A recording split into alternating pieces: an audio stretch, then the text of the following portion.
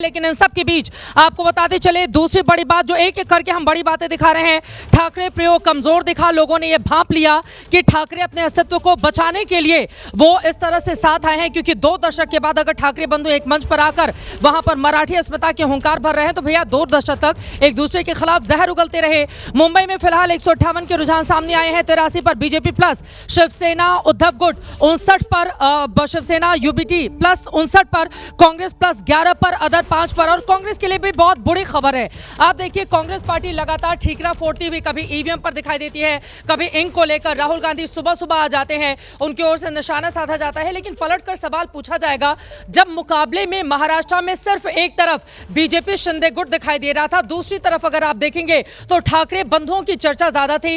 उस समय कांग्रेस पार्टी के बड़े लीडर कहां पर थे? कांग्रेस पार्टी के लीडर उस तरह की चुनावी मुकाबले में वो धार क्यों नहीं दिखा पाए? ये बड़ा सवाल बना हुआ है। लेकिन इन सब के बीच आपको बताते चले, बीएमसी महत्वपूर्ण क्यों है, जिसको लेकर इतनी बड़ी लड़ाई लड़ी गई, जिसमें सारे दांव पेच आजमा लिए गए, साम दाम दंड भेद, कहीं से कुछ भी पीछे नहीं छोड़ा गया। तो उसके पीछे की वजह जानिए।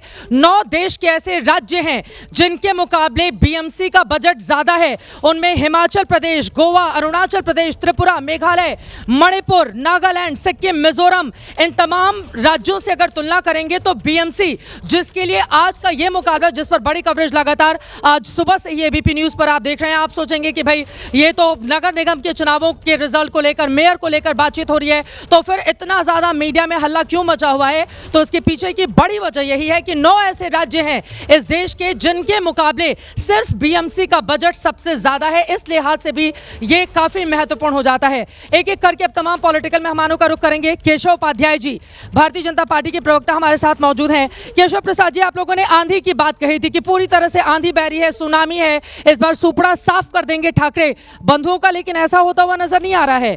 अभी भी शिवसेना उद्धव गुट 59 सीटों पर अपनी बढ़त बनाए हुए हैं। सिर्फ मुंबई में नहीं, महाराष्ट्र में हमारी आंधी बह रही है। आप देख रहे हैं 29 में से 27 जगह भारतीय जनता पार्टी चल रही है। नंबर 1 तो ये आंधी है। नंबर 2, जहां तक मुंबई की बात है, मुझे बात समझ में नहीं आती। अभी विश्लेषण किया गया, जो 40 साल सिर्फ मुंबई, मराठी मानुस और ठाकरे एक इस प्रकार की मिथक बना हुआ था, इस पर यही सब लोग सोचते थे। लेकिन इस बार पिछले कुछ सालों से सचमुच ही मिथक था। लोग, मराठी मानुस पूरी तरह से उनके साथ नहीं था, ये बार बार दिखा था। लेकिन मीडिया में इस प्रकार का ये हुआ था कि ठाकरे यानी मराठी मानुस यानी मुंबई बीएमसी। अरे आप लोग भी तो मराठी हिंदुत्व का चाल लेकर आए थे ना, फंस तो गए थे आप भी उनके ट्रैप में। ऐसा तो है नहीं कि भारतीय जनता पार्टी बड़ी दूध की धुली हुई है। अब रिजल्ट सामने आ रहे हैं तो सामने वाले का पूरा मुद्दा आप सिरे से कैसे खारिज कर सकते हैं?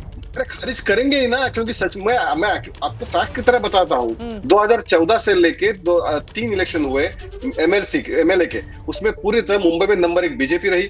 2017 में अलग हम और वहां के एक साथ शिवसेना, हम अलग अलग लड़े, फिर भी हमारा 82 और शिवसेना के 84 थे, यानी कि हम उनके साथ बराबर थे। यानी पूरी तरह से मराठी मानुस जो कहा जाता था सिर्फ ठाकरे के साथ है, वो रियलिटी नहीं थी।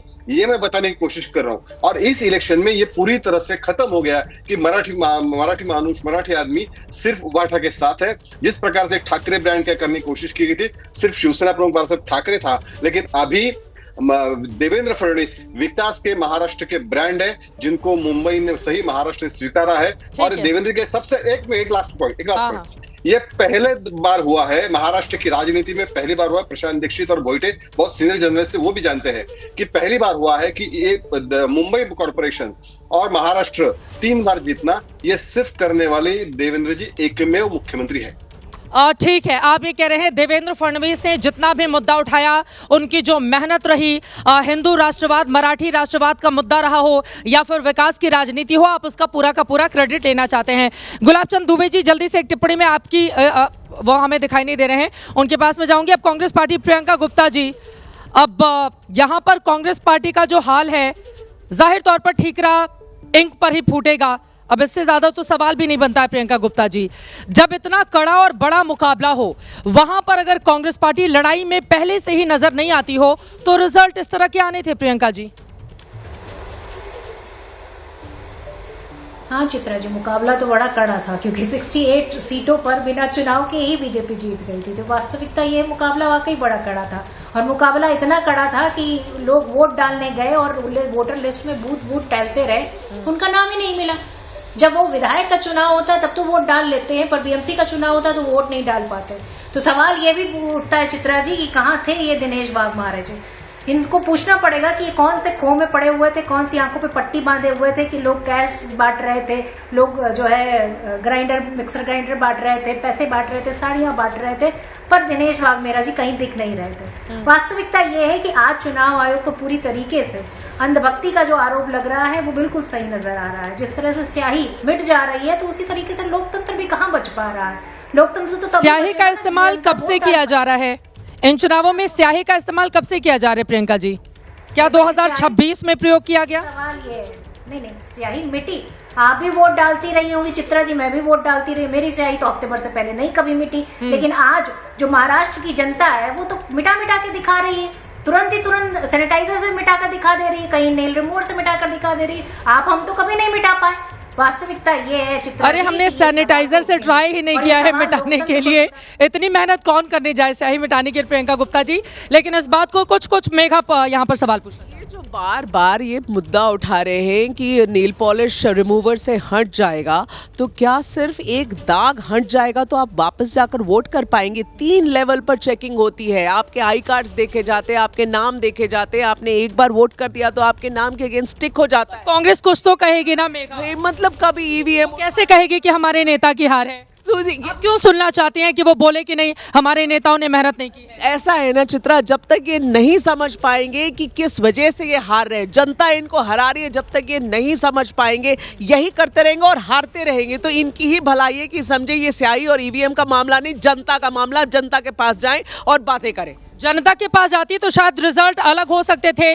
और यहाँ पर आपको दिखा रहे हैं माहिम से उद्धव गुट के एक एक करके जो रिजल्ट सामने आ गए हैं वो आपकी टीवी स्क्रीन पर। मुंबई का आंकड़ा बदल चुका है, बड़ा हो चुका है। आप देखिए बीएमसी में भारतीय जनता पार्टी प्लस 83 पर, शिवसेना उद्धव गुट 59 पर, कांग्रेस प्लस 11 पर यहाँ पर बड़ी बढ़त दिखाते हुए नजर आ रही है। और यहाँ पर आपको दिखा रहे हैं, देखिए अपने आप में बेहद दिलचस्प है ये आंकड़े जो इस वक्त हम आपको टीवी स्क्रीन पर दिख रहे हैं। जैसा कि मैंने आपको पहले ही बताया कि बीएमसी अपने आप में बेहद भव्य, बहुत भारी भरकम बजट के साथ देश में जाना पहचाना जाता है। उसकी छोटी छोटी खबरें देश की बहुत बड़ी सुर्खियां बनती हैं। और इसी के लिहाज से आप समझ सकते हैं ये जो आंकड़े इस वक्त हम आपकी टीवी स्क्रीन पर रखे हुए हैं, मुंबई का किंग कौन आप बताने की जरूरत नहीं है। जिस तरह की लहर इस वक्त दिखाई दे रही है बीजेपी प्लस के पक्ष में 83 पर उनका आंकड़ा, शिवसेना उद्धव गुट बड़ी बड़ी बातें करने के बावजूद आप देखिए राज ठाकरे जब साथ में आते हैं तो उनकी ओर से एक तरफ अन्ना मलाई को रस मलाई कहकर संबोधित किया जाता है जो भारतीय जनता पार्टी के साउथ के बड़ा चेहरा है। दूसरी तरफ हिंदी भाषाओं पर जबरदस्त तरीके से उनकी ओर से निशाना साधा जाता है। लेकिन राज ठाकरे को यह समझना होगा कि इस देश में नफरत की राजनीति नहीं चलेगी। इस बात को ज्ञात हो उनको कि लगातार जब से उनकी पार्टी अस्तित्व में आई, अगर पहले 2 चुनावों को छोड़ दे तो लगातार मुंबई की, महाराष्ट्र की जनता राज ठाकरे की पार्टी को पूरी तरह से खारिज कर रही है। यानी कि उनका इंजन पूरी तरह से फेल होता हुआ दिखाई दे रहा है चुनाव दर चुनाव।